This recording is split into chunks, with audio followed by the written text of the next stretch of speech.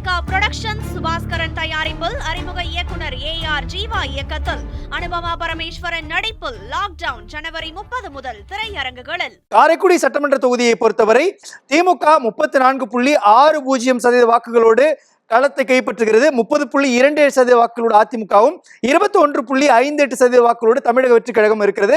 7.31% வாக்குகள் நாம் தமிழர் கட்சிக்கும் 6.24% வாக்குகள் சுயேட்சைகளுக்கு செல்கிறது. திருப்பத்தூர் சட்டமன்ற தொகுதியை பொறுத்தவரை 43.01% வாக்குகள் திமுகவுக்கும் 29.42% வாக்குகள் அதிமுகவுக்கும் 14.83% வாக்குகள் தமிழக வெற்றி கழகத்திற்கும் 3.78% வாக்குகள் நாம் தமிழர் கட்சிக்கும் 8.96% வாக்குகள் சுயேட்சைகளுக்கும் செல்கின்றன. அதற்கு அடுத்தபடியாக சிவகங்கை சட்டமன்ற தொகுதியில் 30.70% வாக்குகளோடு திமுக பின்னடைவை சந்திக்கிறது. இரண்டாவது இடத்திற்கு தள்ளப்படுகிறது. 39.41% வாக்குகளோடு அதிமுக களத்தை கைப்பற்றுகிறது. 15.33% வாக்குகளோடு தமிழக வெற்றி கழகமும் 9.15% வாக்குகளோடு நாம் தமிழர் கட்சியும் களத்தில் இருக்கின்றன. 5.41% வாக்குகள் சுயேட்சைகளுக்கு செல்கின்றன. மானாமதுரை சட்டமன்ற தொகுதியை எடுத்துக்கொண்டு பார்க்கும் பொழுது 38.27% வாக்குகளோடு திமுக முதலிடத்திலும் இரண்டாவது இடத்தில் 37.54% வாக்குகளோடு அதிமுக இருக்கிறது.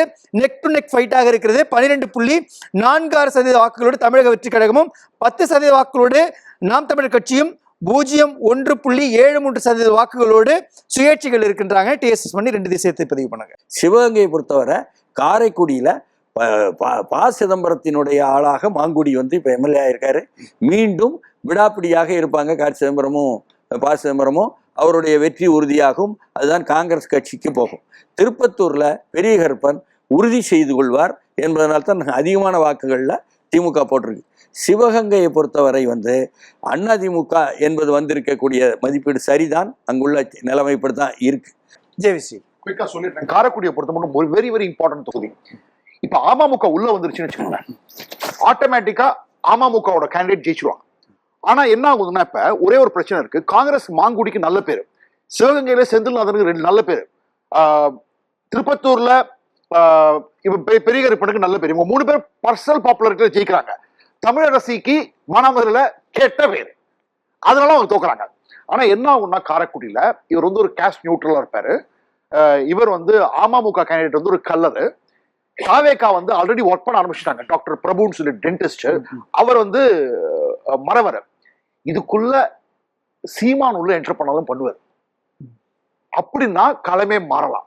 மானாமதுரையில காரைக்குடியில காரைக்குடியில அதிகமா வாங்கினாங்க போன வாட்டி. ஆனா 7.3% இல்ல. ஆனா என்னன்னா கேட்டிருக்க மாட்டாங்க சீமான் கேண்டிடேட்டான்னு கேட்டிருக்க மாட்டாங்க.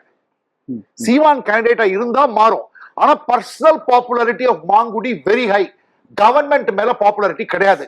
திருப்பத்தூர் ஜெயிக்கிறாரு, சிவகங்கையில செந்தில்நாதன் ஜெயிக்கிறாரு. One of the best MLAs in this government.